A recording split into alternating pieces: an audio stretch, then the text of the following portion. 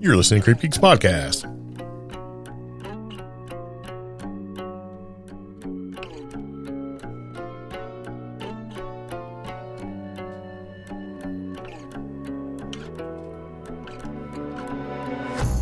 So it begins again. Welcome back to the CreepGeeks Podcast, Season 6, Episode 252. Paranormal ghost hunting gear and library ghost hunter kit? Yeah.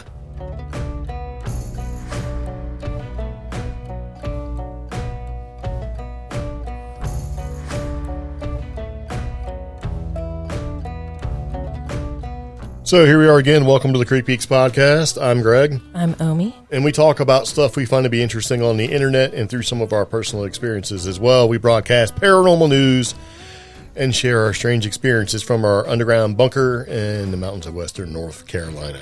Yep. Yeah. So we do have a couple different ways for you to get a hold of us and interact with this show. And one of those is a convenient toll-free number.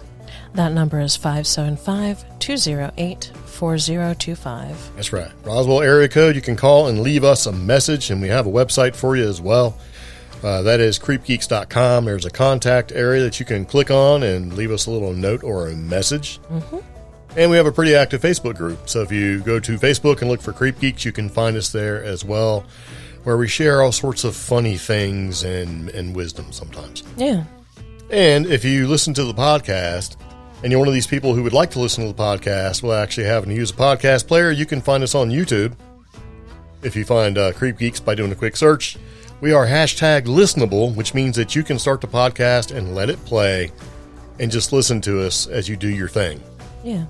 Like clean a house or cut the grass or something like that. Whatever.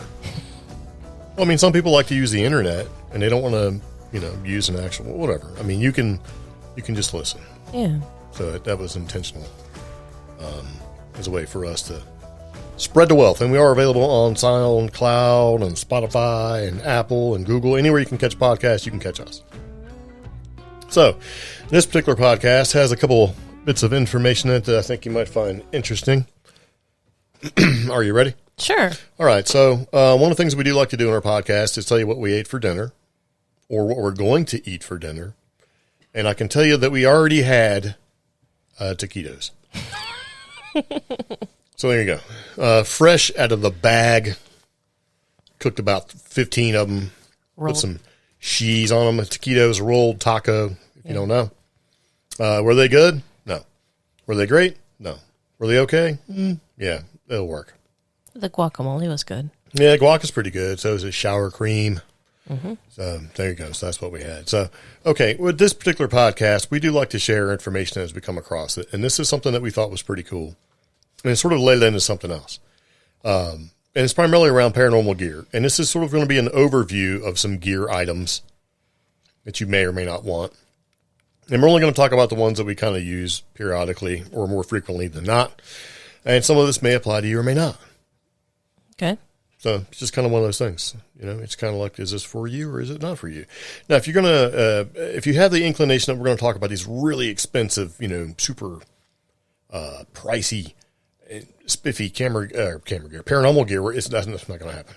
Or like extremely modified or tailored for specific things. Yeah. Not going to, all of it's sort of like modified, but we're not going to have like, oh, we broke our Tesla coil chamber and, the thing you see like Frankenstein getting zapped with. It's not like that. Yeah. So, but we thought it was kind of cool. And the whole thing started by a story that we're going to talk about. But before we do that, Uhura died a little while ago. Nichelle Nichols, she was on Star Trek and she was a sort of pioneer. Yeah. So had the first interracial kiss on television with Captain James Tiberius Kirk. Yep. Which some people think is a big deal. Some people don't. But it happened and it was groundbreaking for the time.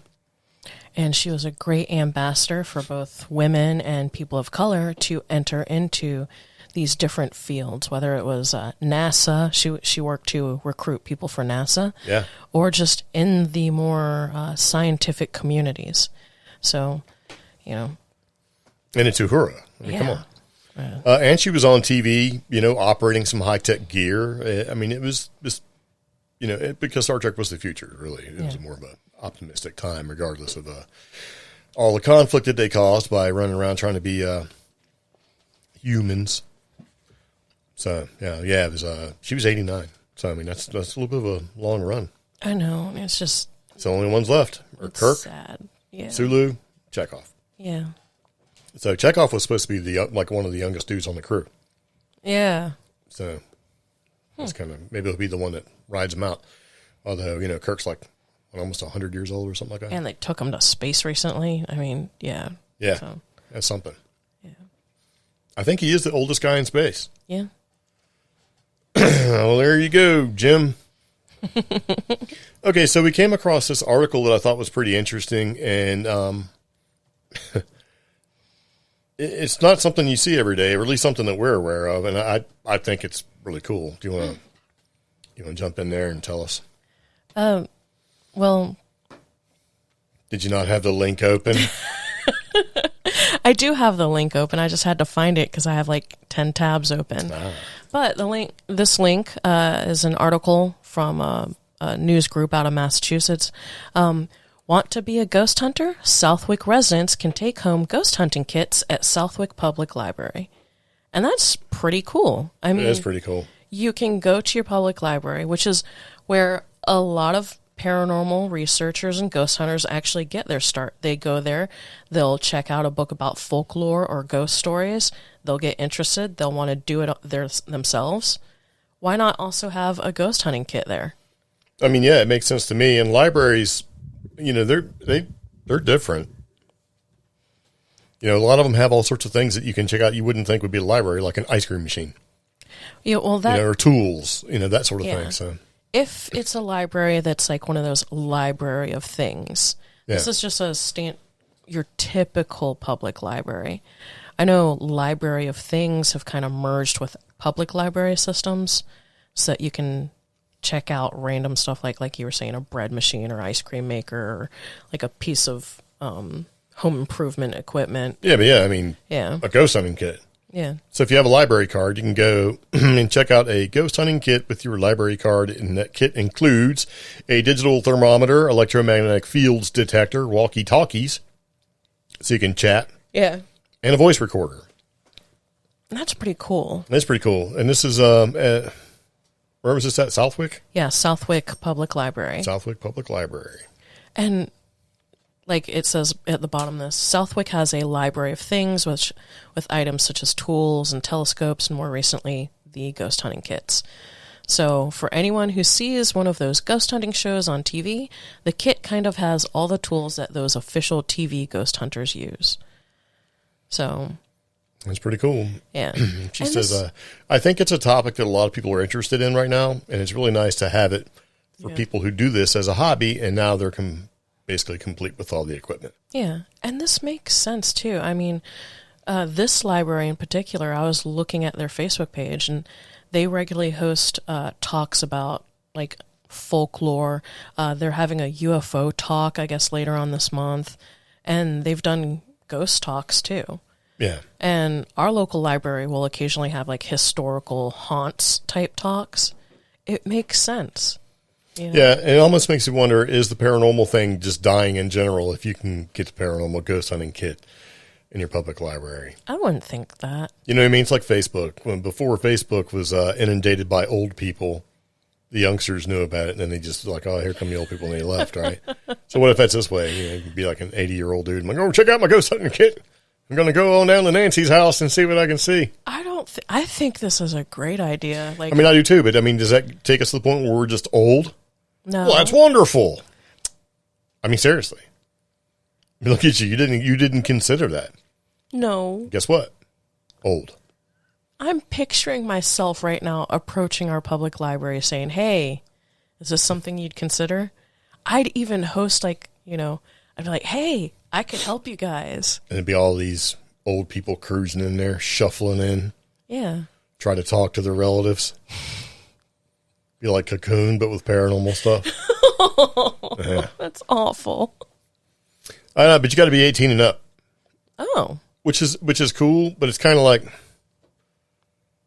I don't know. I get it because it's, and everything involved with ghost hunting and stuff, and they don't want really any liability. But I'm thinking, there's probably like a 12-year-old kid who really wants to learn about this stuff and get out there and play with it.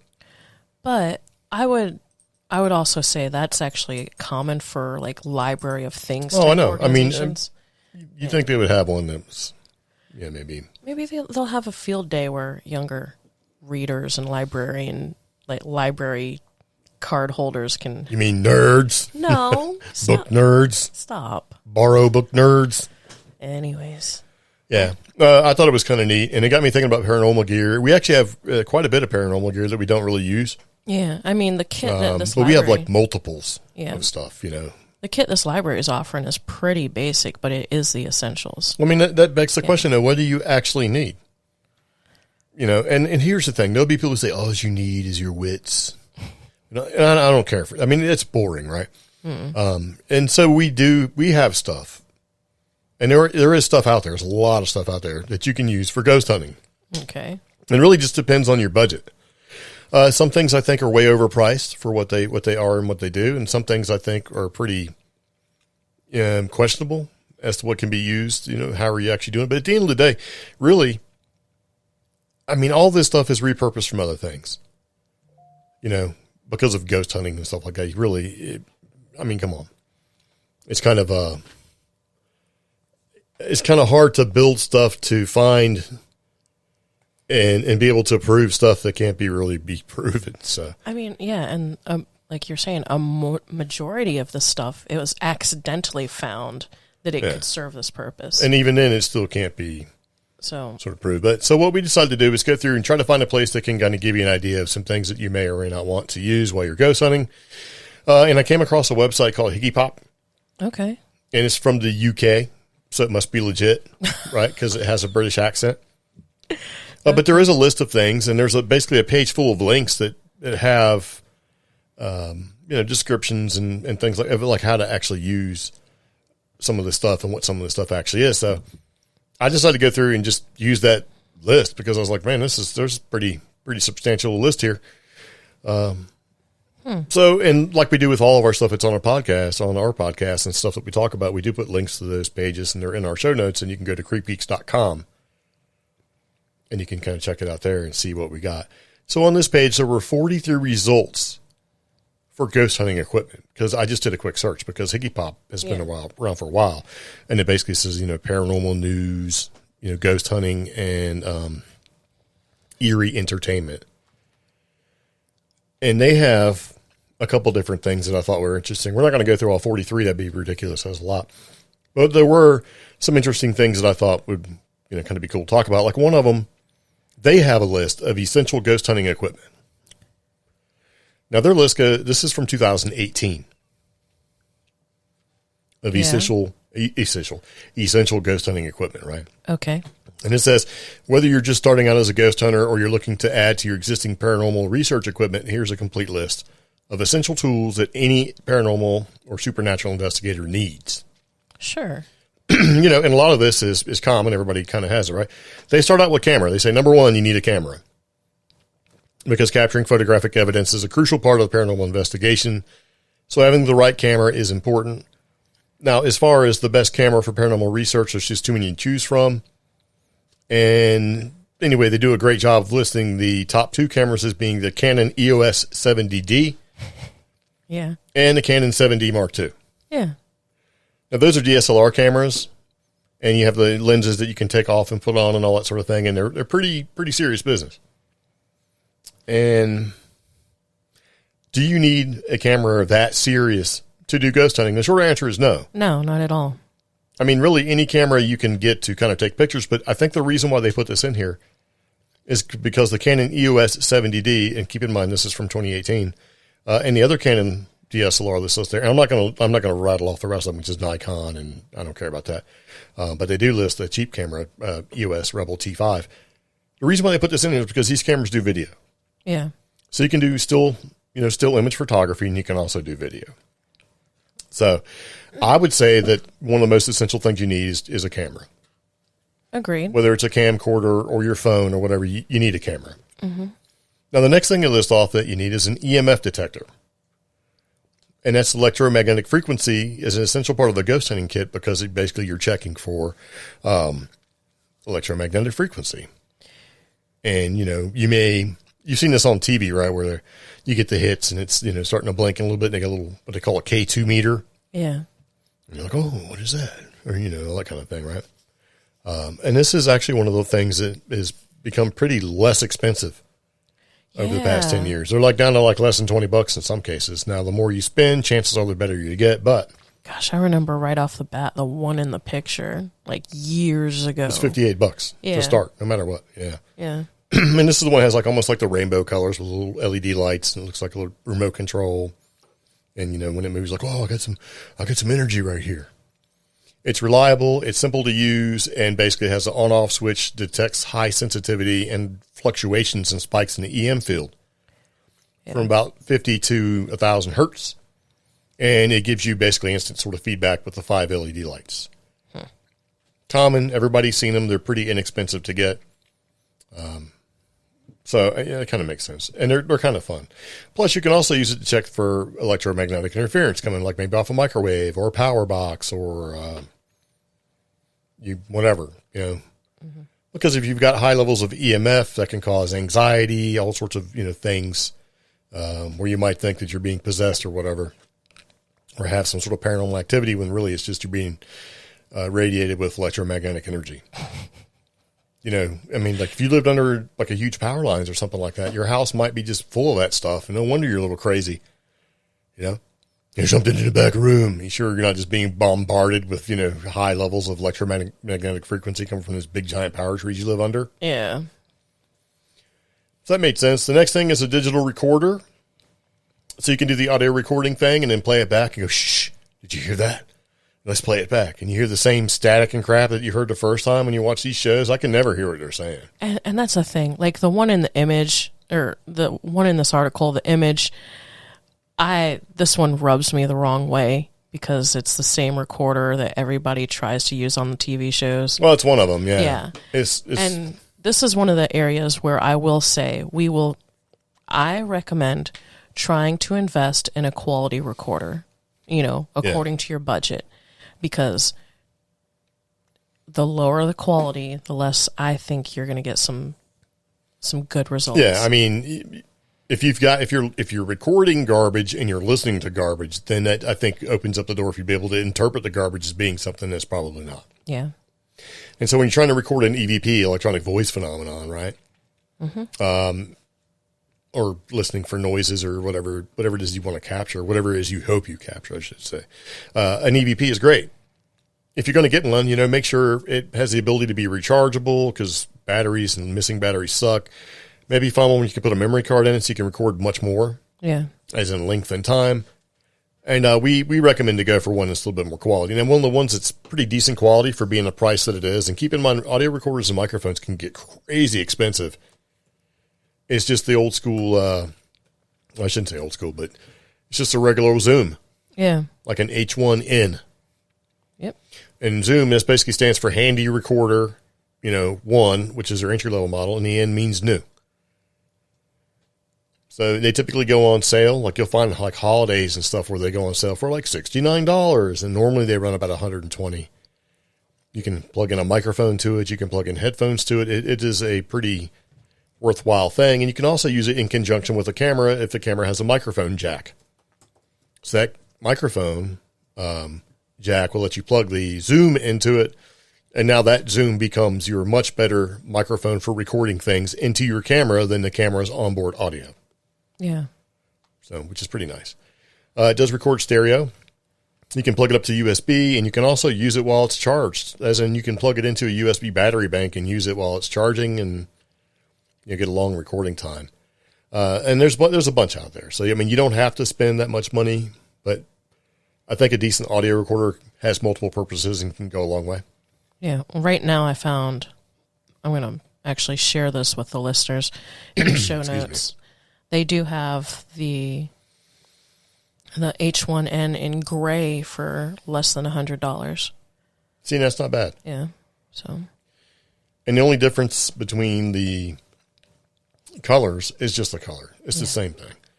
Like we have a gray one, we have a red one, we have a black one, and we haven't got the white one yet because when the gray one was $58, I bought it. Yeah. And when the red one was like $63, I bought it. And when the black one was $69 on sale for Christmas time, I bought it. Oh, wow. They have a white and a blue one. Yeah. And when the white one goes on sale for $59, I might buy that one too. I mean, because they're good to have. They have multiple purposes. They do a decent job for what they are. And they have multiple. I mean, it's a microphone. You can plug a microphone into it. You can plug in a lavalier mic and use it as an audio recorder. You can set it off to the side somewhere in your ghost investigation on a little tripod and just let it record. Maybe it'll pick something up. They're handy little tools. And right now, like I was saying, it looks like the red and then the gray are less than $100. The red one's $99. The blue one you were talking about, that's still $109. So just over $100. I like the blue one. I think it looks pretty spiffy. Yeah. But, around holidays, they'll be on sale for cheap. We have a link to that kind of thing.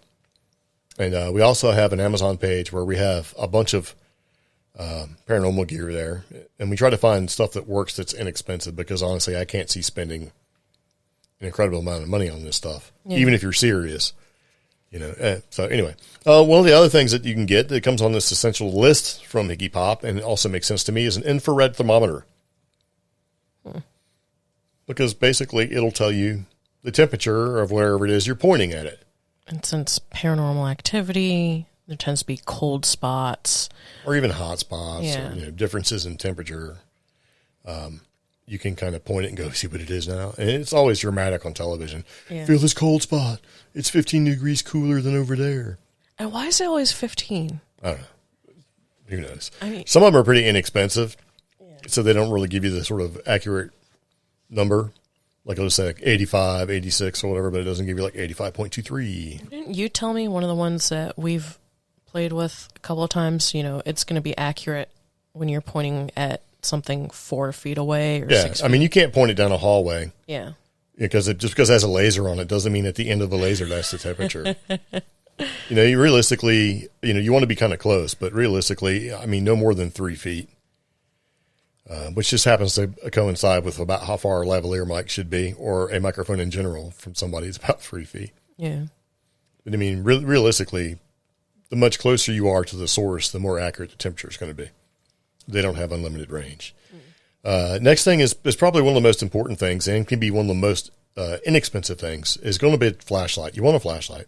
You want a good one. Yeah. I mean, I'll take any flashlight over no flashlight, especially if it works. LED flashlights are pretty inexpensive. They put out a nice pattern of light. A lot of them have this zoom range. You can make it diffused, or you can make it a lot more narrow. Mm-hmm. And they don't take much power. I mean, AAA battery flashlight can last you quite a long time, and there's no reason to not have one. Yeah. Even if you have a phone that has a little light on it, get a flashlight.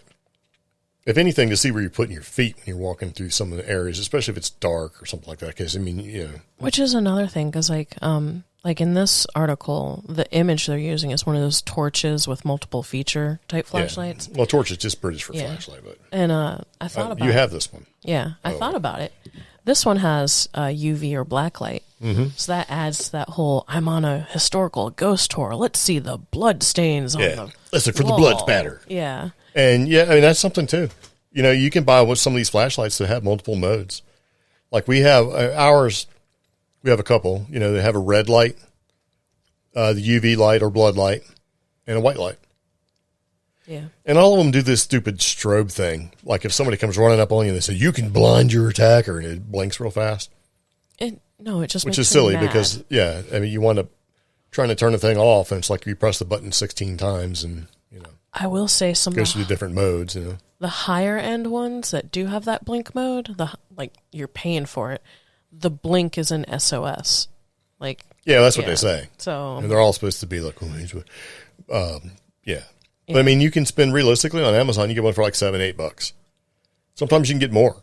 Get a 2-pack for like $8-9, and it doesn't hurt to keep one or have one with you anyway. Because inevitably, if you are on a ghost hunting team, somebody on your team is going to forget their flashlight. Yeah, or you're going to drop your key somewhere. Yeah. Or lose something important, so phone, whatever. Now, here's something that's slightly more expensive, and I don't understand why they call this an essential part of ghost hunting as far as gear. Mm-hmm. It's a thermal camera for a smartphone. Okay. I mean, it's good to have, and a thermal camera can show you things that you wouldn't normally be able to see. You can see hot spots, cold spots. You can see a mouse running across the floor or whatever. But we actually have a thermal camera, and I got to tell you, you got to pay to play to get a good one. They're not inexpensive, and you can spend anywhere from like $129 all the way up to like $400 or $500 or more. Yeah, for one that connects to your phone, and they do have a range. So if you put one on your phone, you're not going to be able to go stand out in the woods and look through like 100 acres and see Bigfoot running across the field. You might see something, but the range makes a difference. Yeah. And we have used them, and at the end of the day, they do serve a purpose. If you're not looking for ghosts or cold spots or Bigfoot, maybe you got a fan that's trying to overheat in your house, and you're like, where is that smell coming from? Because the fan's on fire. Yeah. This thing shows you hot spots because that's its job. It's a thermal camera. Now, do you need this? No. Is it cool and fun to have? Oh, yeah. Yeah. Yeah, it's definitely fun. And they're not very effective during the daytime. So there, you should be dark, and Yeah. Now, here's something else they say is essential on this Higgy Pop website, and it's a barometer. Because if you have a change in barometric pressure, something may be about to happen. Have we ever used one? No. Okay. Because it doesn't really matter so much. This thing that they're actually showing is a weather sort of instrument. So it has a barometer, and it has the little wind thingy. And it's supposed The to anemometer, however you say that. Yeah, it's supposed to warn you if something's about to happen. Well, any kind of change in weather, they say, if a storm's coming, or if this is happening, it puts more energy, right? Yeah, but we could say the same thing about pepper. Look, I'm just saying what's on the list. What are you fighting me for? I didn't make this list. I know. I'm just saying. I mean, do you need it? Do you need to know the wind chill? Do you need to know the temperature? Do you need to know, barometric pressure and stuff? Honestly, probably not if you're just doing a little investigation. But if you're going to be more scientific and document weather phenomenon and events and things like that, it might be a good thing to have. Now, on our van, we actually have a weather station that I can stick out there and measure and even get wind direction so that if we're out there and we see something like the Marfa lights or the Brown Mountain lights or UFO or something like that, we can document it. And then if we remember. Makes a lot of sense, I mean. Well, this is a handheld version, so you could probably do the same thing. But as like an entry level, just going out to investigate ghosts, Yeah, probably not so much. Yeah. But it might look impressive. And then this is one thing that they list, which I think is pretty interesting, and I have a long list of these things, is basically a ghost hunting app. There are people who are like, you're using a ghost hunting app. Those things are fake. Blah, blah, blah. I'm one of those people sometimes. I'm not, because I'm like, well, really, what's more fake about me using a barometer and a wind thing trying to figure out? I mean, really, you can't. I mean, come on. I just don't like the ones that allegedly are EVP apps. There are some that are much better than others, and some that people swear by. Yeah.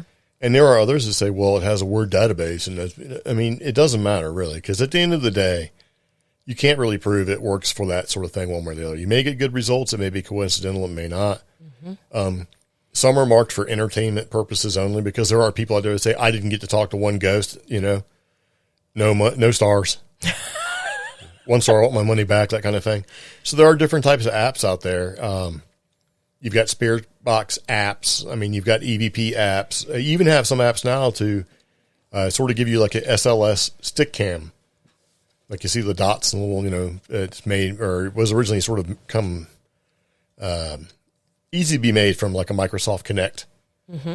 It has uses LiDAR to do the points and generate a stick figure. Mm-hmm.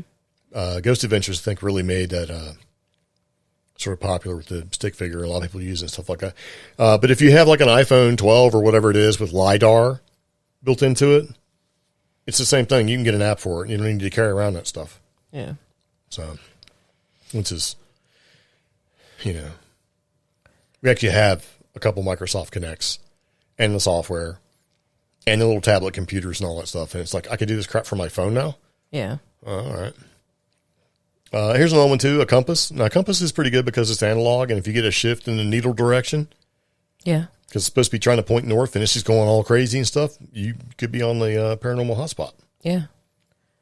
Well, it's more analog and more old school to use the compass. Oh, for sure. It's probably like $5 versus 50. Yeah. And it also made me think of a lot of people I've talked to here in the South, but I've also noticed it in the UK. They use dowsing rods.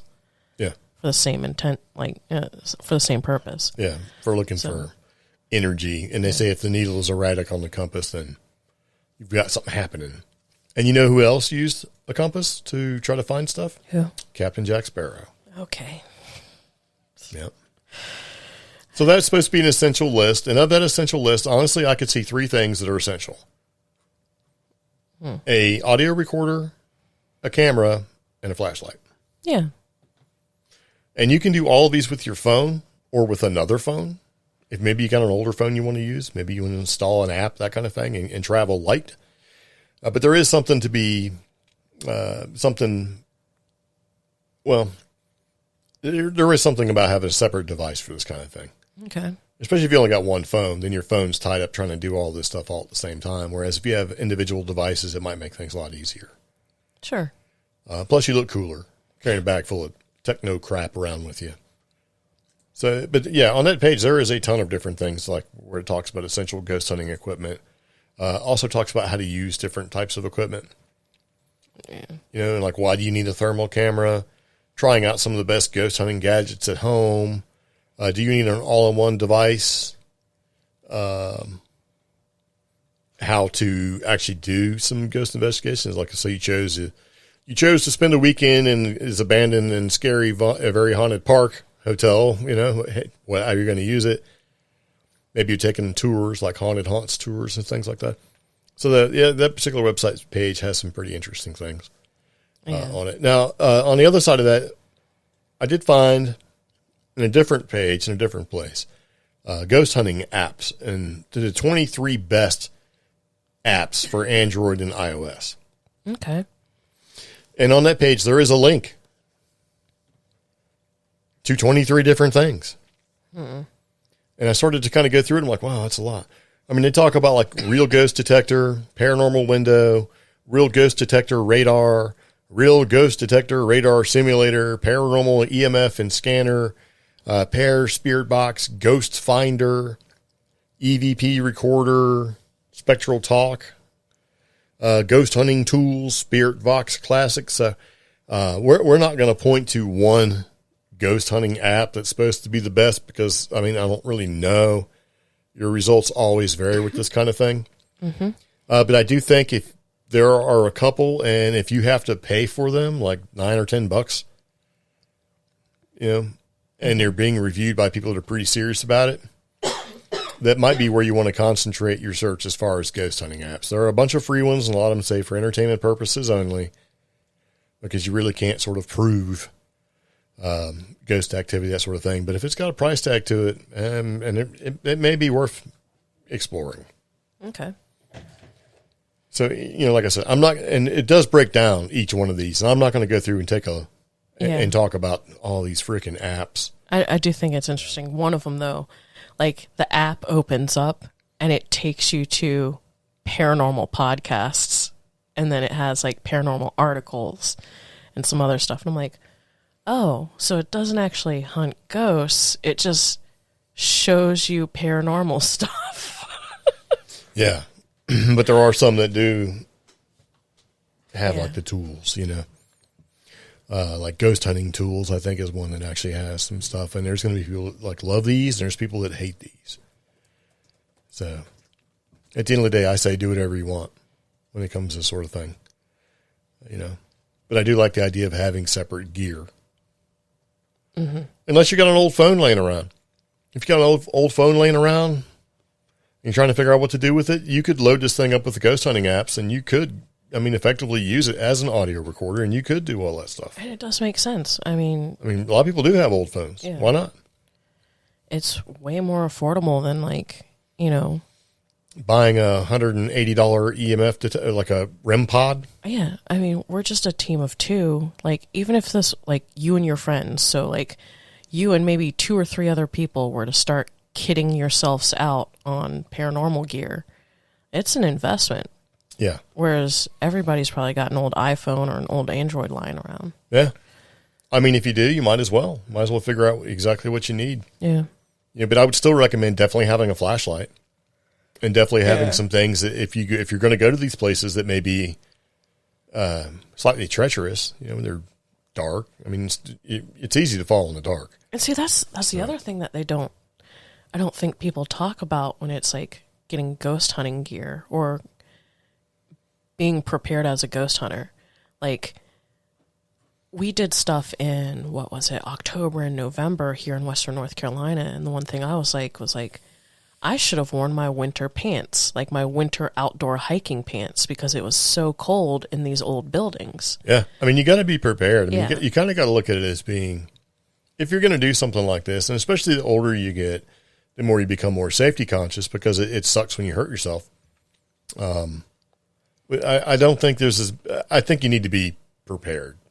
Yeah. To some degree. I mean, you got to dress accordingly. You got to look at your shoes and stuff like that. And, you know, if you're going somewhere, especially somewhere that's maybe older or not maintained and deserted or whatever, kind of like doing some urbex or urban exploration. Yeah. There's nothing that sucks worse than stepping on a board with a nail in it and having to go up in your foot. Oh my God. Because then you got to get a tetanus shot. So you might as well be, you know, wear some sturdy shoes and make sure you're dressed according to the weather conditions. Make sure you maybe carry like a plastic bag with, like a Ziploc bag with like Band-Aids and alcohol swabs and stuff like that in case you cut yourself or you get hurt. You can treat it right there. Like telling somebody, you know, we're going to go ghost hunting. We're going to go investigate this place. And they showed up in sandals.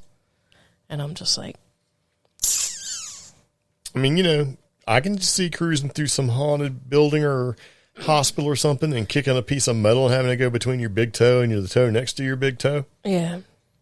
You got to be ready. I mean, I carry that stuff just in general because, you know, if I get hurt, you know, if I get a scratch or something, I'm not trying to. Can you imagine getting like lockjaw or something because you haven't had a tetanus shot because you went ghost hunting? Or something dumb like that. So it makes sense. Bring the basic first aid stuff if you can. Flashlight so you can be able to see so you don't hurt yourself. Make sure your cell phone batteries are charged in case you need to try to call from help because you're stuck at the bottom of an elevator shaft or something crazy. basically, Walkie-talkies. Prepare yourself better than. Prepare yourself to the point where you're not a character in a horror movie, you know? Yeah. Wear comfortable, well-fit, like, good shoes for the terrain. Put some clothes on. Yeah. You know? Maybe bring one of those pesky masks. Everybody's probably got a bunch of them. Bring one of them. Yeah. It's like, oh, why are you wearing a mask? Because I don't breathe mold and fungus. Yeah. Because some of those places are nasty, man. Oh, like some of the old colleges and the old schools and government buildings, like old drywall crumbling, they got like mold and other cantankerous things. Things like legionnaires and encephalitis, those are a real, and the plague, and like you were saying, tetanus. Black mold. Those are real threats when you investigate something really old, you know? You never know. Yeah. I'm not saying bring a tourniquet. No. You know, let me overthink this and bring my getaway, get out bag, bug out bag with like a military tourniquet and food for 5 days. Although, it doesn't hurt to bring stuff. You never know. It depends on where you are too. Because if you're going to be out, say, in the middle of nowhere, maybe exploring some ruins. Yeah. That you can do like in New Mexico and be, 40 miles away. Yeah. If you're going to do anything like that, you should definitely have the basic supplies. But I think as a rule, just like if you are in New Mexico, even if you live in like a suburban area, it probably doesn't hurt to have water and all that sort of thing. Because in the past podcast episodes, we're talking about going back years ago, we were talking about people that strayed off the trail and just flat out died. Like whole family died. They were going to a tourist area and got off track, and guess what? Dead. And they weren't that far from the trail. Like people walked past them. And even if it's not like for a matter of like survival, which you never know what situation you're going to get in, having that bottle of water, if you get done investigating like an abandoned hospital or something like that, or something in the wilderness, you can wash your hands with that bottle of water. Yeah, you can wash out your eye if you get a piece of like lead-based potato chip flake paint. Yeah. So, but you were talking about like Chaco and some places like that, way out in remote areas. Yeah, some of the outliers out there. Like imagine doing like a whole episode on bushcraft paranormal gear. Yeah. Like the people with the huge kits for hiking. You mean like Russ?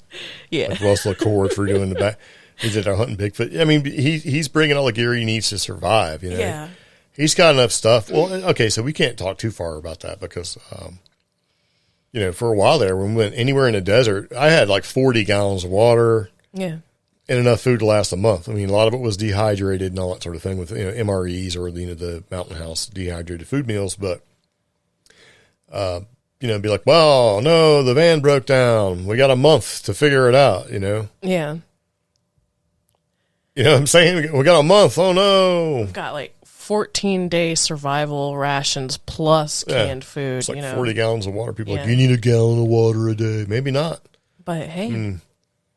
Yeah, I don't know. It makes sense to be somewhat prepared. Yeah. And I would for sure make sure that you have, some basics. Even if you were going like, let me walk off the street during this ghost tour and take a ghost tour and walk around, I would still have a flashlight and all that junk. Yeah, and like a little pocket. Like I bought that little first aid kit, believe it or not, from Dollar Tree, and it had like big Band-Aids and stuff. But like maybe even a pocket knife if you need to cut yourself free or maybe stab monsters.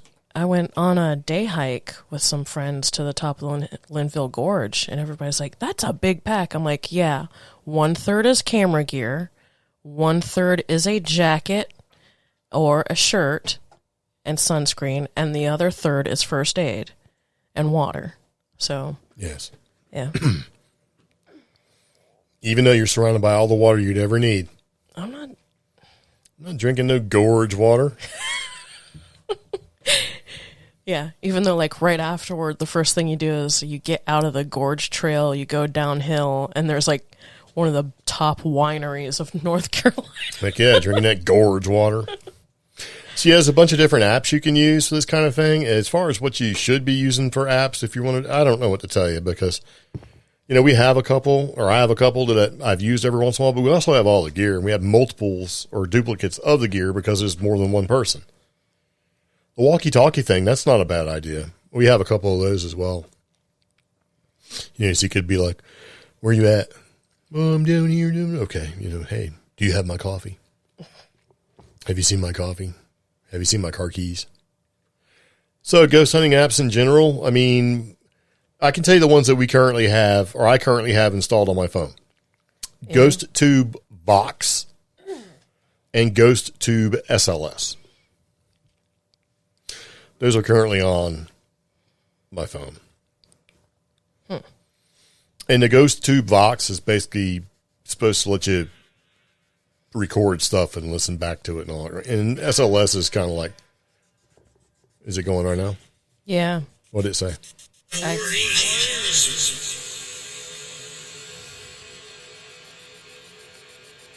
Did you hear that? Is it working? Hello? What did it say?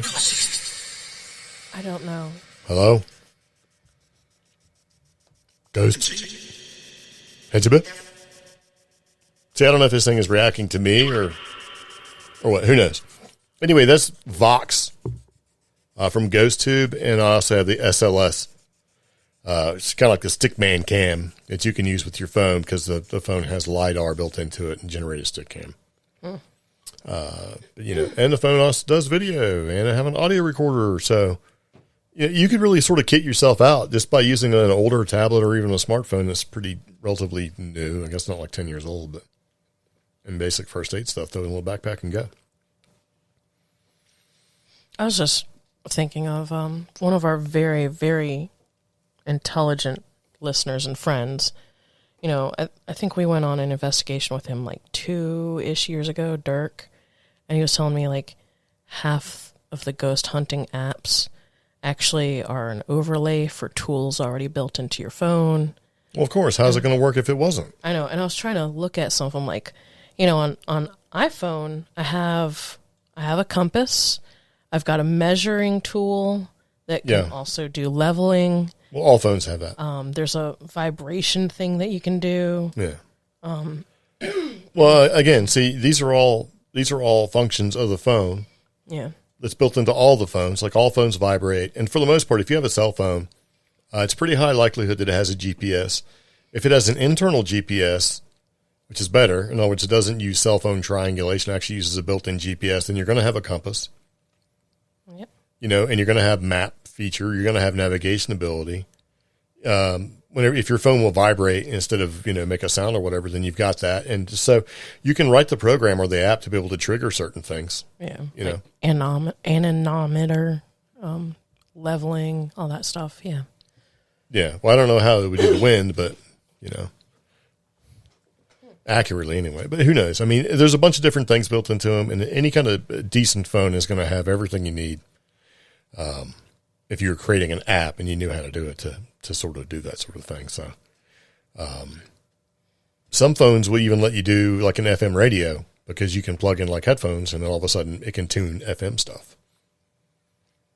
Some do AM. So you can have a Spirit Box app and you can have a voice, sort of an Ovilus style app. I mean, there's a bunch of different things that your phone will let you do. So it kind of depends on what you want to do. I like to have some of the other stuff that a lot of people have and maybe use or don't use. Like, I think the REM pod thing is pretty neat. Do I think it's worth the $189 price tag? I'm not sure. I mean, they look cool.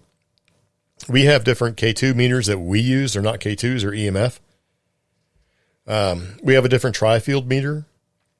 Because, see, when you talk about things like tri-field meters are typically over $100. A Mel meter is over $100.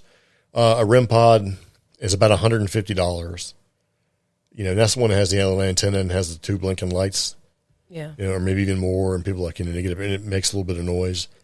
Everybody uses them. If you're looking for the little speaker to plug into your audio recorder, so when you play it back, you can hear some things. If you're looking at a Spirit Box, I mean, Spirit Boxes vary in price. They go anywhere between $50 all the way up to $150.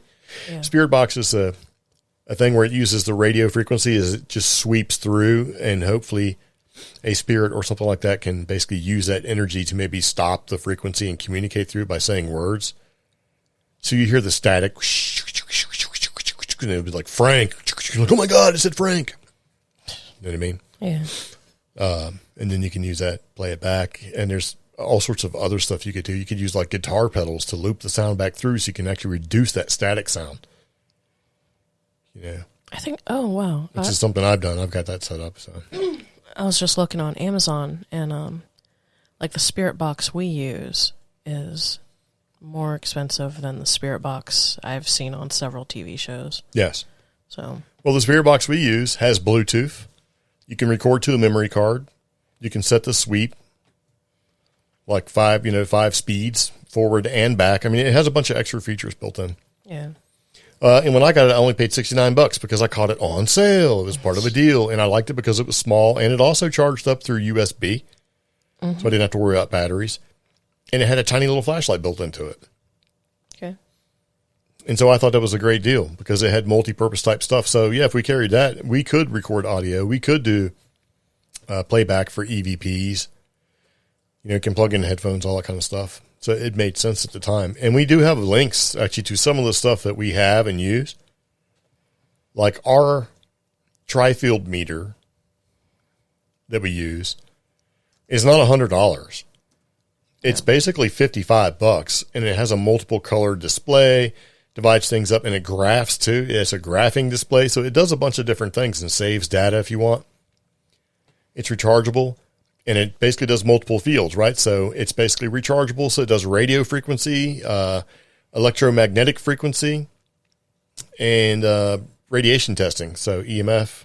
So it does RF, EMF, and basically it looks at the Wi-Fi stuff too. So if you're having maybe cellular signals or Wi-Fi transmissions or even cell phone towers maybe causing some interference or something like that, it'll tell you because you could basically look at it. So you could scan it with that tri-field meter, which is what tri-field does. It looks at 3 different types of radiation type energy, like electromagnetics, things like that. $55. You know, regular tri-field's like over $100. Like, why? I get this for $55. It works great. Different color display. Goes red when crazy stuff's happening, especially if the amount of energy is pretty high. And we do have a link to that if you're looking for it. And one of the coolest things that you can get that's pretty inexpensive and lights up all bright and is all like, oh my gosh, there's a ghost. If it detects any motion at all, is those little cat balls. Yeah. Little cat toys, right? You basically press the button and turn it on, you set it down. When it starts blinking around, going all crazy, something got it. It's like, hey, if you're a spirit, can you hit this cat ball? And, you know, that's some of the evidence that even though it's like on TV, I'm like, ooh, because the audience can see it clearly. Yeah. You know?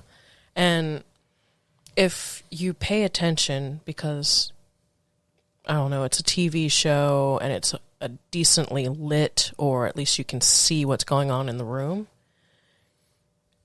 it's more compelling to me, you know? Yeah, I mean, think about what it does to a cat.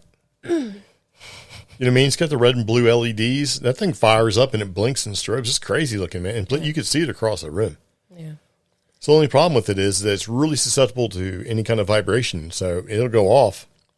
Yeah, so if you're investigating like a building next to a railroad track, it may not be a good idea. Yeah, like ours, we put it in a haunted chair and, vibration makes it blink. But it's still exciting when it does because it goes from not doing anything at all and no light or anything like that to being this translucent ball. Chair right to next fire to it up. It's all blinking all crazy. Like, whoa, what is that? Yeah, right next to a hallway. So yeah, people walk by and hit it, that kind of thing.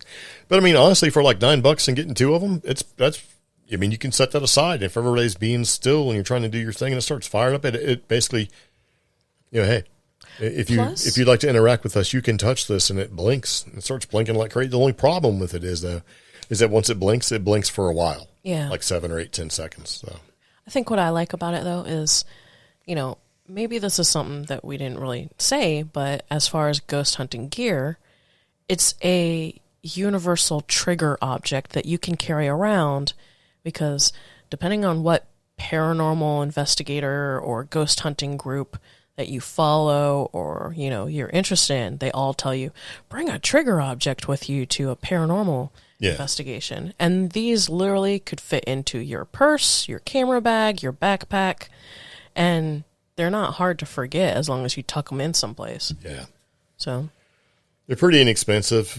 And this one's $3.99 for 2 of them. So, really? Yeah. That's the deal. So now here's the thing though. I mean, if you leave them on and you're bouncing around a lot, you kill the battery. They're glued together, so they're glued. It's basically a switch, has little blinky LED lights, and has a small battery in it. And it's 2 pieces that are actually glued together, which makes sense because you don't want your cat to tear it apart or an animal that you're like a pet to eat it. Yeah. But if you just say you leave it on and you throw it in your backpack and go walking around doing a ghosty tour or like doing an event or something like that, you come home, it's dead because it's been blinking in your bag the entire time. But it's really inexpensive. I mean, for $4 or $5, it's a visually, it's striking when it does go off and it's dark. So that's something that's pretty cool.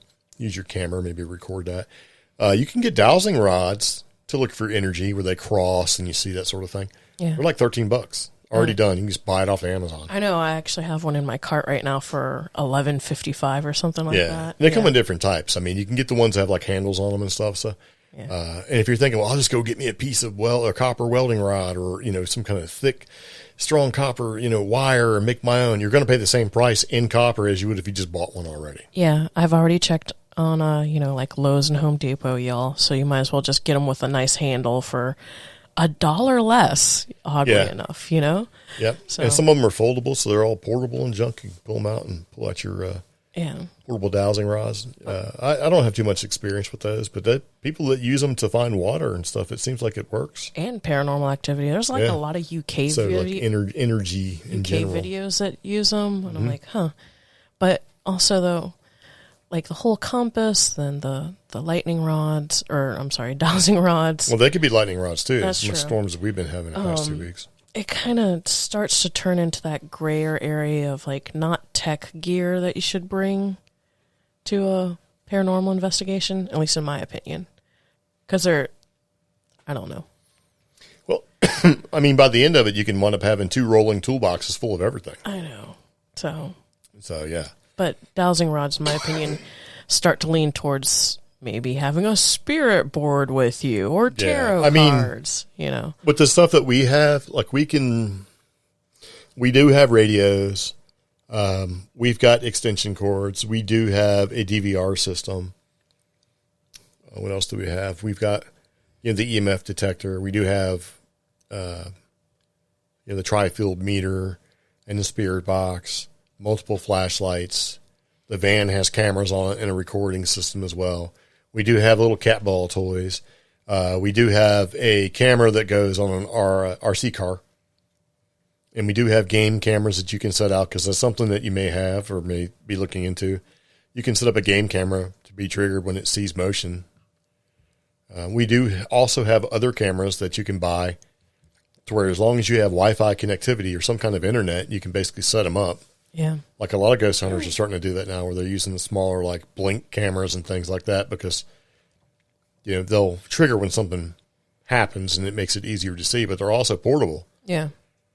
You know, so we could be portable out in the middle of nowhere and do it. We have a big battery pack to power things. I have a generator. I got all this stuff in case we need to go out. So we could effectively go somewhere and sit and star watch or look for animals or whatever and have all this gear.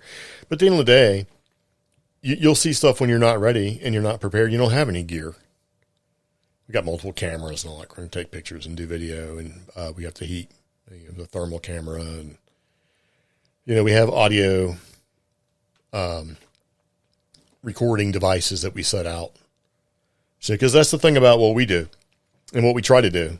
I want to be ready. Yeah. So the van is ready. So we got ghost hunting stuff. We got UFO type stuff for hunting UFOs. We got Bigfoot hunting stuff. And a lot of it's multiple purpose. It'll work for the same thing. Yeah. You got your telescope in case we need to look to the sky. We got multiple video cameras. We got all that jazz, man. We're ready. Pretty cool, huh?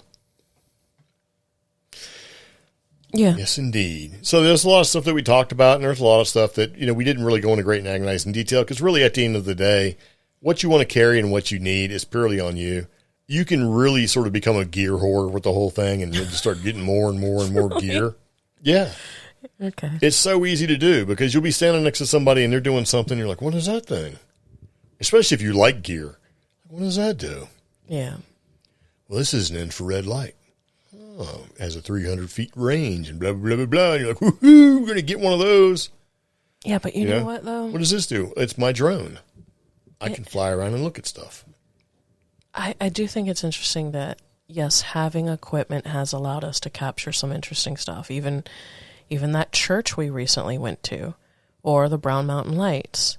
But then I'm noticing a lot of folks who capture evidence, it's spontaneous. They don't have their ghost hunting kit with them. They're grocery shopping, or they're running an errand, or they've sat down after a long day at work and they just happen to look at their blink camera, you know, that type of stuff. Yep.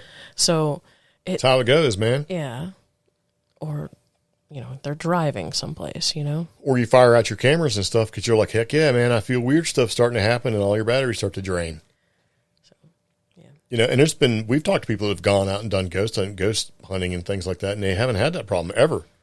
Yeah. I'm like, I've gone through 8 batteries just completely dead. And it got to the point where we were doing a couple different places. Like we brought every single battery we had, because we'd go in there and it would just suck them dead. Yeah.